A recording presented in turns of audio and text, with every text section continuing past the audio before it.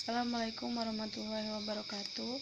Saya Leni Sofiana, selaku moderator dari kelompok 3 akan mempresentasikan hasil diskusi kelompok yang berjudul Adat dan Agama Minangkabau yang akan dibacakan oleh Saudari Yulia. Kepada Yulia dipersilahkan. Baiklah, bismillahirrahmanirrahim. Assalamualaikum warahmatullahi wabarakatuh. Perkenalkan, nama saya Yulia Agustina sebagai pemateri 1. Yulia akan membacakan tentang adat dan agama Minangkabau. Yang pertama yaitu A. Adat Minangkabau. Adat Minangkabau adalah peraturan dan undang-undang atau hukum adat yang berlaku dalam kehidupan sosial masyarakat Minangkabau, terutama yang bertempat tinggal di ranah Minang atau Sumatera Barat. Dalam batas tertentu, adat Minangkabau juga dipakai dan berlaku bagi masyarakat Minang yang berada di perantauan di luar wilayah Minangkabau. Adat adalah landasan bagi kekuasaan para rajo atau penghulu, atau disebut dengan pemimpin masyarakat adat, dan dipakai dalam menjalankan kepemimpinan masyarakat adat sehari-hari. Semua peraturan, hukum, dan perundang-undangan disebut adat. Dan landasannya adalah tradisi yang diwarisi secara turun-temurun serta syariat Islam yang sudah dianut oleh masyarakat Minangkabau. Aturan adat dibangun berlandaskan pada 3 ketetapan utama adat Minangkabau. 2 ketetapan pertama ditetapkan oleh Datuk Perpati Nan Sabatang dan Datuk Katumangguangan, yaitu 1. Ulayat adat milik bersama. Artinya, untuk pengaturan pemanfaatannya ditetapkan Nenek Mamak sebagai pembuat kebijakan. Yang kedua yaitu penurunan ulayat adat pada perempuan garis ibu atau kaum perempuan diamanahkan sebagai pemegang ulayat adat dan diturunkan kepada anak perempuannya sebagai pemegang estafet ulayat adat. Perempuan pemegang ulayat adat tersebut dikenal dengan istilah Bundo Kanduang atau ketetapan ketiga masyarakat adat Minangkabau ditetapkan di puncak Pato Buki Marapalam. Kesepakatan pemimpin adat dengan pemimpin agama Islam, kaum ulama menyepakati penambahan 1 ketetapan adat untuk melengkapi 2 ketetapan adat yang sudah ada sebelumnya, yaitu 3. Islam agama masyarakat adat Minangkabau. Akibat ketetapan ketiga tersebut di masyarakat adat, lahir satu lagi kutub kepemimpinan masyarakat yang bertugas menjaga dan membimbing masyarakat dalam segi agama Islam, yaitu alim ulama.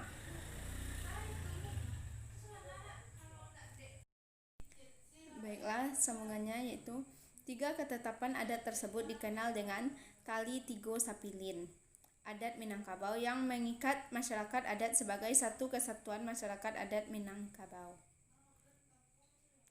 Kepemimpinan masyarakat adat mengerucut pada 3 majelis musyawarah yang memiliki peran masing-masing di masyarakat adat. Kelembagaan kepemimpinan itu dikenal dengan Tungku Tigo Sajarangan atau TTS. Atau komponen TTS adalah 1. Majelis Musyawarah Alim Ulama atau majelis yang bertugas sebagai pengontrol, penilai, pengarah, mewakili peran Tuhan atau Nanbana terhadap kesesuaian kebijakan-kebijakan yang dibuat dengan ajaran agama Islam. Yang kedua itu Majelis Musyawarah Nenek Mamak atau majelis pembuat kebijakan baik untuk pemanfaatan ulayat adat maupun untuk kebijakan-kebijakan lainnya yang akan diberlakukan di masyarakat adat. Yang ketiga itu Majelis Musyawarah Bundo Kanduang, majelis pemegang ulayat adat di Minangkabau dan harta bersama lainnya serta penanggung jawab pendidikan generasi penerus masyarakat adat. Selanjutnya yaitu semenjak zaman Kerajaan Pagaruyung ada 3 sistem adat yang dianut oleh suku Minangkabau, yaitu yang pertama sistem kelarasan Koto Piliang. Yang kedua itu sistem kelarasan Bodi Caniago. Yang ketiga itu sistem kelarasan panjang. Dalam pola pewarisan sako atau kepemimpinan adat dan pusako atau ulayat adat, suku Minang menganut pada matrilinear sebagai akibat dari ketetapan adat kedua atau penurunan ulayat pada perempuan garis ibu.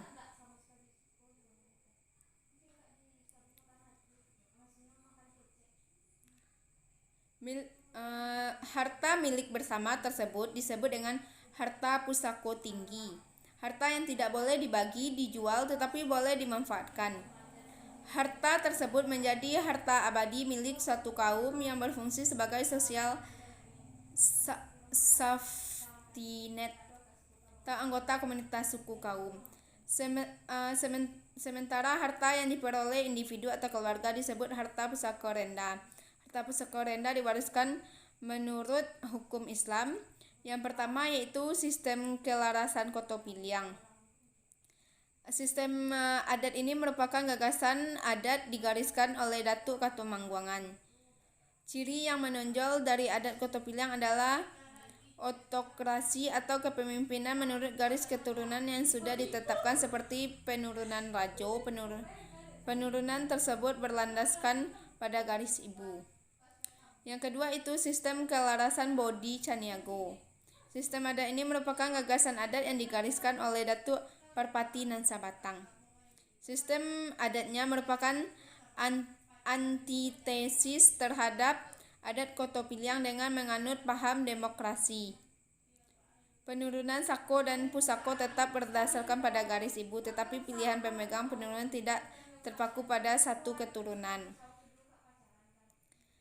Yang ketiga yaitu sistem kelarasan panjang.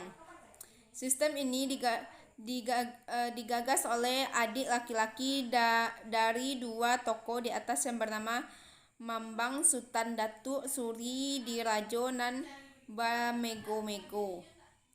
Dalam adatnya dipantangkan pernikahan dalam negari yang sama.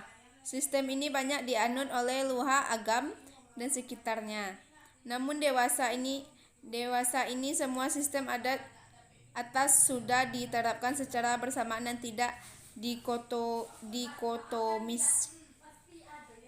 Baiklah, hanya sekian penjelasan dari Yulia. Selanjutnya Yulia kembalikan kepada pemateri 2 yaitu Kak Mesya. Yulia akhiri dengan Assalamualaikum warahmatullahi wabarakatuh. Terima kasih kepada saudari. Materi selanjutnya yaitu agama Minangkabau.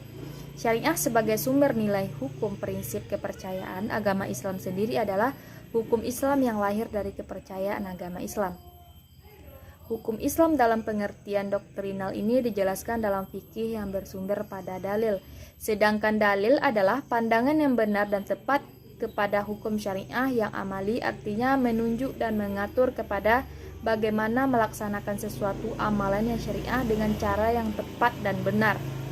Kemudian, fikih menjelaskan bahwa tingkatan sumber-sumber hukum syariah yang berdiri sendiri sebagai sesuatu yang asli adalah Al-Quran.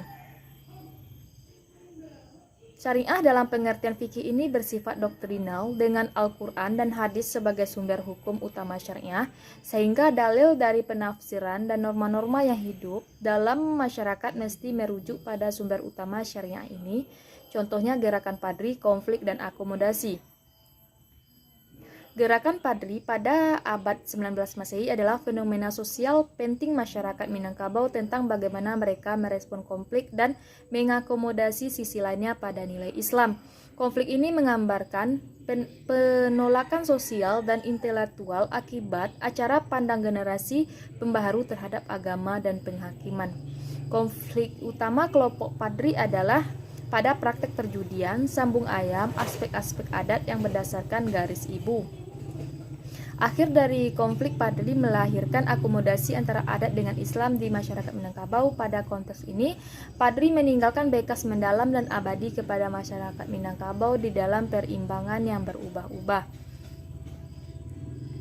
Konsensus antara adat dan Islam pada konflik Padri dituangkan dalam perjanjian Bukit Marapalam yang fenomenal itu dan termanifest dalam Adigum, Adat Basandi Syarak, Syarak Basandi Kitabullah. Masyarakat Minangkabau meyakini bahwa di dalam sistem sosial mereka Islam dan adat telah terjalin dengan baik. Prinsip ini kemudian diturunkan dalam pepatah Syarak Mangato, adat memakai, yang bermakna bahwa segala bentuk ajaran agama, khususnya yang bersumber dari Al-Quran dan hadis Nabi, ditetapkan melalui adat. Wacana tentang adat dan Islam umumnya mencakup konsistensi menjaga sistem kekeluargaan berdasarkan adat yang bersifat matrilineal yang kontras dengan sistem kekerabatan Islam bersifat patrilineal. Ketegangan relasi antara adat dengan Islam tidak berarti memudar pasca padri ketegangan terjadi terutama pada awal abad. Pada pertentangan dengan melanjutkan pertentangan antara kelompok pembaharu dengan kelompok tradisionalis. Ulama-ulama pada generasi ini adalah ulama-ulama ahli syariat sekaligus ahli hakikat. Mereka benar-benar menguasai ritual keagamaan dan menghayati realitas mistis dan ketuhanan. Jalinan Islam dengan adat berjalan bertahap seiring dengan penyebaran Islam di Minangkabau, yaitu dengan wilayah pesisir, daerah pedalaman yang dalam kosakata Minangkabau disebut sebagai syara mendaki, adat menurun. Corak tersebut terlihat dari Nagari Guguk Malalo, Kabupaten Tanah Datar, Sumatera Barat. Tuanku 50 sendiri adalah murid khalifah kelima dari Tuanku Baharudin Ulakan yang berpengaruh melebihi wilayah Nagari Guguk Malalo, yaitu sampai ke daerah Luhak 50 kota, Kabupaten 50 kota, Sejunjung dan Pariaman. Dalam perkembangannya, di Melayu Indonesia mengalami pembaruan oleh Abu Daruf sebagai tokoh sentral penyebaran dengan melepaskan citra syatariah awal yang terlalu sikretik dan mengidentifikasi terikatnya kepada Al-Qushashi. Ajaran Abu Daruf tersebut kemudian diikuti oleh ulama-ulama sufi Minangkabau yang dibawa oleh Tuanku Baharudin Ulakan yang kemudian menjalin mursyid bagi ulama-ulama sufi Minangkabau termasuk Tuanku 50 yang berperan di Nagari Guguk Malalo. Itulah materi yang saya sampaikan. Selanjutnya akan dibacakan oleh Saudara Rio. Kepada Saudara Rio dipersilahkan. Assalamualaikum warahmatullahi wabarakatuh. Nama saya Rio Enero. Saya akan melanjutkan presentasi dari kelompok saya, yaitu pada materi yang kedua, yaitu koeksistensi adat dan agama di Minangkabau. Eksistensi tradisi Bajapui dalam perkawinan Minangkabau, Sumatera Barat. Salah satu model perkawinan yang sering mendapat perhatian adalah tradisi Bajapui. Perkawinan itu tertuju kepada uang japui sebagai persyaratan yang harus dipenuhi oleh pihak keluarga perempuan untuk terlaksananya suatu perkawinan. Padahal dalam pelaksanaan perkawinan yang berlaku umum di Minangkabau tidak demikian. Bahkan pengantin laki-laki yang menyerahkan sesuatu kepada pengantin perempuan sebagai sesuatu yang diwajibkan oleh agama Islam. Kondisi itulah yang membedakan dengan pelaksanaan perkawinan yang ada di Pariaman. Sebelum kewajiban itu dilaksanakan oleh calon mempelai laki-laki, pihak keluarga perempuan yang harus memenuhi kewajibannya terlebih dahulu terhadap pihak keluarga laki-laki, yaitu dengan memberikan uang japui. Uang japui yang menjadi kewajiban pihak perempuan itu kian hari menunjukkan peningkatan seiring tingginya status sosial ekonomi dari seorang laki-laki yang dijadikan menantu atau suami bagi anak perempuan. Namun dalam kenyataan kewajiban untuk memberikan uang japui dalam setiap perkawinan terus dilakukan oleh pihak perempuan. Padahal di satu sisi terlihat uang japui memberatkan pihak keluarga perempuan. Sekian dari presentasi saya. Assalamualaikum warahmatullahi wabarakatuh. Assalamualaikum warahmatullahi wabarakatuh. Perkenalkan, nama saya Ridho Utami. Saya di sini akan melanjutkan materi dari pemateri sebelumnya, yaitu tentang adat Basandi Syarak, Syarak Basandi Kitabullah. Adat Basandi Syarak, Syarak Basandi Kitabullah merupakan landasan dari sistem nilai pandangan hidup yang menjadikan Islam sebagai sumber utama dalam tata dan pola perilaku yang melembaga dalam masyarakat Minangkabau. Artinya, adat Basandi Syarak, Syarak Basandi Kitabullah adalah kerangka untuk memahami keberadaan insan Minangkabau sebagai khalifah Allah di muka bumi.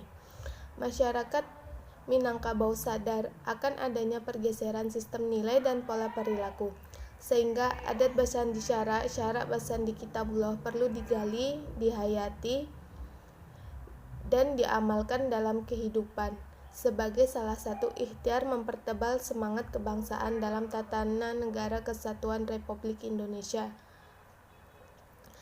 Adat basandi syara, syarak basandi kitabullah yang menjadi sumber pencerahan bagi kebangkitan manusia Minangkabau berasal dari titik temu perpaduan antara sistem nilai adat dan agama Islam. Sistem penggalian nilai-nilai yang terkandung dalam falsafah adat basandi syara, syarak basandi kitabullah kita rangkai dalam subbab tentang filosofi adat basandi syara, syarak basandi kitabullah. Selanjutnya yang pertama yaitu ada filosofi adat basandi syara, syarak basandi kitabullah. Adat basandi syara, syarak basandi kitabullah adalah kerangka pandangan hidup orang Minangkabau yang memberi makna hubungan antara manusia, Allah Maha Pencipta dan alam semesta. Sesungguhnya adat basandi syara, syarak basandi kitabullah sebagai konsep nilai yang kini menjadi jati diri orang Minangkabau. Lahir dari kesadaran sejarah masyarakat melalui proses pergulatan yang panjang. Adat basandi syara, syarak basandi kitabullah bertujuan untuk memperjelas kembali jati diri etnis Minangkabau sebagai sumber harapan dan kekuatan yang menggerakkan ruang lingkup kehidupan dan tolak ukur untuk melihat dunia Minangkabau dari ranah kehidupan berbangsa dan bernegara dan dalam pergaulan dunia. Islam masuk ke Minangkabau mendapati suatu kawasan yang tertata rapi dengan apa yang disebut adat, yang mengatur segala bidang kehidupan manusia, dan menuntut masyarakat untuk terikat tunduk kepada tatanan adat tersebut. Landasan pembentukan adat adalah budi, yang diakui dengan akal, ilmu, alur, dan alat batin yang merupakan paduan akal dan perasaan untuk menimbang baik dan buruk. Adat dipahami orang Minangkabau sebagai suatu kebiasaan yang mengatur hubungan sosial yang dinamis dalam suatu komunitas, seperti suku, kampung, dan nagari. Adat dipahami sebagai wujud gagasan kebudayaan yang terdiri atas nilai budaya, norma, hukum, dan aturan yang satu sama lainnya berkaitan menjadi satu sistem. Nilai dasar dari adat basandi syara, syarak basandi kitabullah adalah nilai ilahiyah dan insaniyah yang mendapat legitimasi dari adat dan Islam sebagai rujukannya. Nilai-nilai ilahiyah muncul dari proses pembacaan atas semesta, alam tak kambang jadi guru. Allah melalui penciptaan alam semesta memperlihatkan kekuasaannya. Alam dan segala isinya memperlihatkan tanda-tanda akan dirinya agar insan sampai pengenalan kepada Allah yang telah menciptakan dirinya. Dalam tradisi orang Minangkabau yang mengajarkan alam semesta dengan segala isinya menjadi guru yang membimbing mereka memahami diri dan mencari sumber kekuatan dalam hidup ini, merupakan sambungan adat Minangkabau dalam falsafah alam tak kambang jadi guru, cermin hubungan manusia dengan Allah, Tuhan Maha Pencipta dan alam. Demikianlah materi yang saya sampaikan. Selanjutnya materi akan disampaikan oleh pemateri selanjutnya. Baik, Assalamualaikum warahmatullahi wabarakatuh. Saya akan membacakan materi selanjutnya, yaitu ilahiyah dan insaniyah. Nilai-nilai yang terkandung dalam adat basandi syara, syarak basandi kitabullah adalah gambaran kehidupan yang ideal terhampar dalam alam pikiran Minangkabau. Nilai-nilai ilahiyah dan nilai-nilai insaniyah merupakan mata air tempat mengalirnya universal sebagai tenaga penggerak kehidupan. Kedua nilai tersebut terpadu dalam diri manusia. Tidak satu pun dalil yang meniadakan kedua nilai ini dalam diri manusia. Pada hakikinya, Nilai ilahiyah dan insaniyah adalah kenal adat basandi syara. Syara basandi kitabullah yang memiliki muatan nilai-nilai kecil yang merupakan suatu kesatuan yang tidak terpisah. Nilai-nilai ilahiyah terlahir dari proses pembacaan dan pemaknaan orang Minangkabau atas semesta dalam filsafah alam takambang jadi guru. Roh ilahiyah merupakan hakikat tauhid dan menjadi modal dasar dalam setiap diri manusia yang telah dititihkan Tuhan sebagai khalifahnya. Hanya Tuhan pusat penghambaan dan seluruh aktivitas sebagai khalifah terikat pada Tuhan. Tauhid adalah konsep penghambaan dan pembebasan manusia dari segala bentuk kungkungan. Baiklah, materi selanjutnya. Yang ketiga, kebenaran, keadilan, kebijakan, dan keindahan. Orang Minangkabau berada dalam kehidupannya yang serba beragam. Keragaman bermakna pilihan yang paling sadar dari masing-masing orang Minangkabau dalam menentukan hidup dan kehidupan mereka. Kebenaran sebagai nilai dari fundamental atau tempat berpijak, bergerak dan berakhir semua kehidupan. Watak dasar manusia yang hanif menuntun manusia untuk selalu berpegang pada prinsip-prinsip kebenaran, melakukan yang benar, dan menentukan arah yang tepat semua kerja sosialnya. Bagi orang Minangkabau, kebenaran merupakan sebuah keniscayaan untuk menciptakan tatanan yang adil dalam berinteraksi antar masyarakat. Keadilan adalah suatu yang penting menopang kehidupan orang Minangkabau. Keadilan menjadi mesin penggerak. Orang selalu dituntut untuk selalu mentransformasikan suatu kebenaran, dan dengan kebenaran itu pula lah manusia menjalankan keadilan. Jika kebenaran menjadi jalan bagi keadilan, maka kebajikan adalah pakaian yang akan membuat perjalanan hidup lebih indah dan mengagumkan. Prinsip-prinsip kebenaran, keadilan, dan kebijakan yang lahir dari nilai ilahiyah dan insaniyah menjadi kerangka acuan dalam menentukan arah dan corak kehidupan adat basandi syara basandi kitabullah. Sebagai kerangka filosofis orang Minangkabau menjadi semangat dan jiwa dalam tindakan, sikap, dan watak orang Minangkabau. Berdasarkan kebenaran, keadilan, dan kebijakan, kemudian menggiring masyarakat Minangkabau menganut paham pada falsafah hidup yang tegas dan mengikat. Yang keempat, insan Minangkabau. Insan Minangkabau adalah orang yang siap menata masa depan, siap bergumul dan bergulat dalam zaman yang senantiasa berubah. Sesuai ungkapan adat, sakali aya gadang, sakali tapian berubah.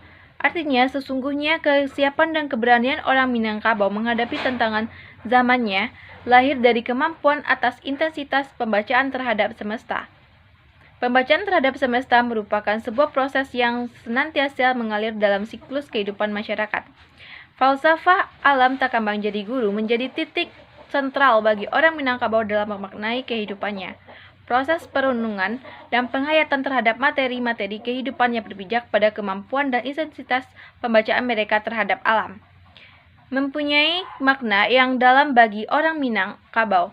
Alam adalah segala-galanya bagi mereka sebagai tempat lahir, tumbuh, dan mencari kehidupan serta sebagai sebuah kosmos yang memiliki nilai dan makna filosofis.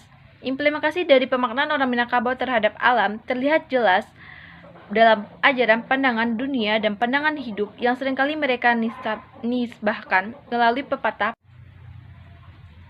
Implementasi dari pemaknaan orang Minangkabau terhadap alam terlihat jelas dalam ajaran pandangan dunia dan pandangan hidup yang seringkali mereka nisbahkan melalui pepatah petitih, mamangan petua yang diserap dari bentuk sifat dan kehidupan alam. Falsafah alam takambang jadi guru sebagai pencerminan Allah yang Maha Kuasa yang menjadi anutan bagi orang Minangkabau, suatu konsep kemanusiaan yang egaliter dalam sistem kodrat alam yang dikotomis menurut alurnya yang harmonis. Pengertian alur yang harmonis dalam alam ialah dinamika dalam sistem musyawarah dan mufakat berdasarkan alur dan patut, yaitu etika hukum yang layak dan benar. Sebagai masyarakat yang beragama, maka kebenaran yang benar berada di jalan Allah Subhanahu wa taala. Sekian dari materi kelompok kami. Assalamualaikum warahmatullahi wabarakatuh. Baiklah, itu tadi penyampaian materi dari kelompok 3. Saya selaku moderator memohon maaf apabila ada kesalahan, baik dari saya maupun dari pemateri, dan terima kasih atas perhatiannya. Wassalamualaikum warahmatullahi wabarakatuh.